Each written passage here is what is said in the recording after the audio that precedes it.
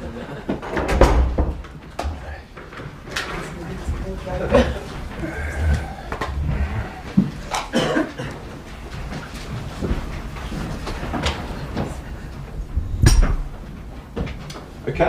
good morning and thank you for joining us. We will take the usual format today with two sections, beginning with a live broadcast section. Gail Davis, Sky Sports News. Off you go, Gail. Morning. Should we start with the normal injury update, and in particular interested in where Liam Delap is in terms of dates he may be penciled in to play as well as injury? Yeah, we don't have any new injury. Liam took part of the session yesterday with the team for the first time, so he's not going to be available for tomorrow game, but probably for the next one, yes. So a little bit ahead of schedule, and that feels like quite a boost for you? But the schedule also can change a little bit, depends how they improve or getting worse. In the first time they said to me that it could be available for the 25th of October.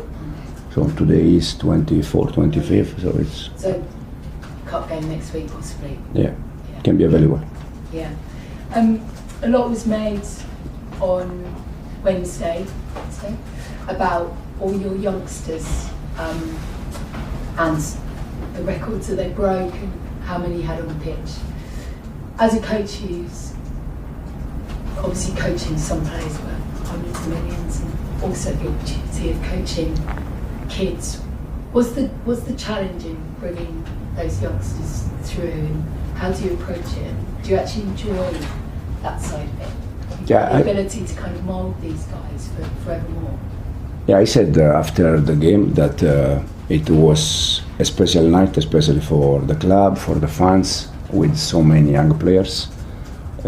I said many times that they are all good players, talented players, and the main thing for me is just to try to help them day by day, how they can get better and better, and also for me personally, it's the only way to improve the team if you are able to improve players. So this is the main target with young players. And when you say help them day by day, clearly it's a coaching help, but what else do you do to make sure these guys are going to be at the very top of the time?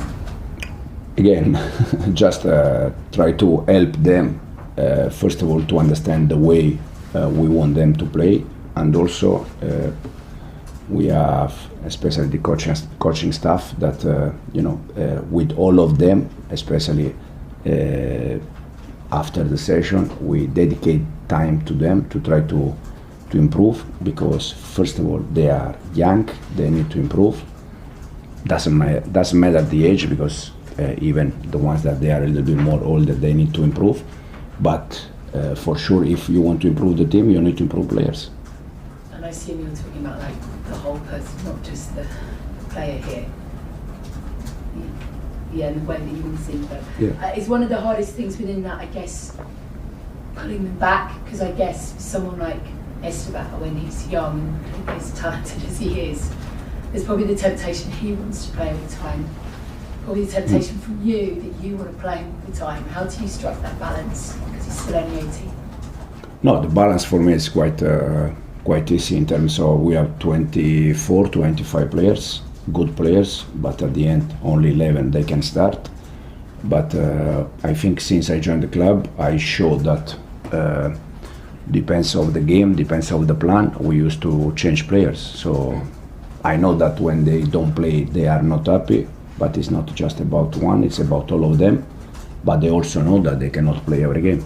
And what sort of conversations are you having with him? Because you must say to him, like, you're 18, you want to play for the next 10, 15 years. How does that go down with a kid who's just on the verge of becoming a superstar? Yeah, it's with Estevao, but it's almost with all of them. Doesn't matter the age, because with the ones, if you say to Tosin, that is the oldest one, that is not going to play, is not happy. So it's not about the age, it's about that when they don't play, they are not happy. But again, they have to understand that they cannot play every game. And just finally for me then, in terms of Sunderland on the weekends, the teams that have come up have maybe surprised a few, done very, very well. And looking at it in a bigger picture of the Premier League, how much sort of more competitive, better does it make it more challenging for you come kind of Saturday? I think they show since the season start that they are a very good team. They play together, they work together, they play as a team. Also in terms of results, they have the same points than us, so they are showing how good they are doing since they start. And again, it's Premier League game. I don't think there is any game that can be easy. They are all difficult game. Thanks, Gail. For Charlie? Hi Enzo, you just mentioned Sunderland. Their manager, Regis Lebris, praised Chelsea. He said you guys are a good example for Sunderland because of how dynamic you are for such a young side. I just wonder, what do you make of him as a manager and his side? Have you been pleasantly surprised at how well they've started the season? I spent one season with the Leicester in Championship, and I love Championship. So even if we play Premier League and Champions League, I always watch Championship. So I watch Sunderland since last season when the new manager arrived. They are doing very good, not from just this season, from last season. They play good football. They are quite strong, physicality strong. So I really like the way they are doing the things. Mark, you of course started the season with Sunderland, has come back, and we've seen him deployed up front. I just wondered, how do you see his development as a number 9, and then the way that it impacts Joao Pedro's ability to do what he does from a deeper position? Yeah, Mark is it's a typical number 9. You can see physicality strong. It's box, player. Again, it's 06. He can improve and he can do many things better. And we are working with him every day, try to help him. And as I said already many times, he's going to play games with us. Then in terms of Joao, we know that he can play as a 9 or he can play as a 10. In both positions, I think Joao is very good, but probably when he has another 9 next to him, he's playing better. Thanks for Charlie.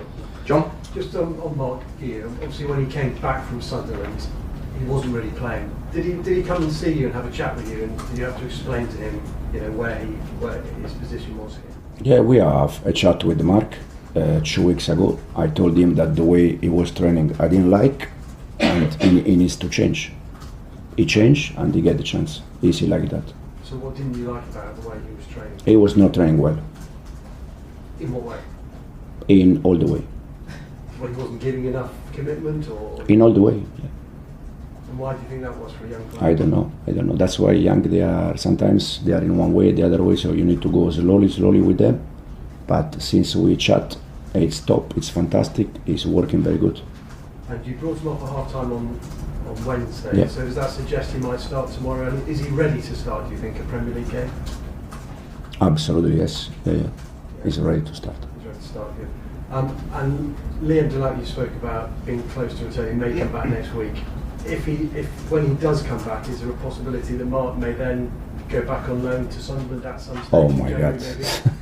We are in October. I don't know also because in football things can change very quick for everyone, for players, for managers, for everyone. So it's very difficult to say. And just one on Sunderland. I know in the past against sides, teams have come up against teams like Sunderland. Sometimes Chelsea have struggled at home. Does it give you a different challenge? No, the challenge it's always the same. Try to win the game, knowing that there is another team that also they want the same. They want to win the game, and they're gonna try to create an hard situation, a difficult situation for us. Thanks, John. Simon? Enzo, getting back to Esteban, sort of talking about him being a young man, 18, a lot of attention on him in Brazil. There's now increasing attention on him and how he's playing so well here. How do you and the players around him help him sort of cope with the increased sort of scrutiny and the sort of suddenly his name being mentioned everywhere?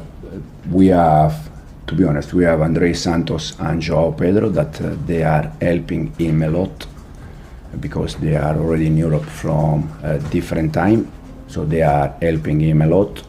Us as a staff, as a club, we just try to help him, to give him all the attention that he needs, not just with Estevao, with all the young players that they come from abroad.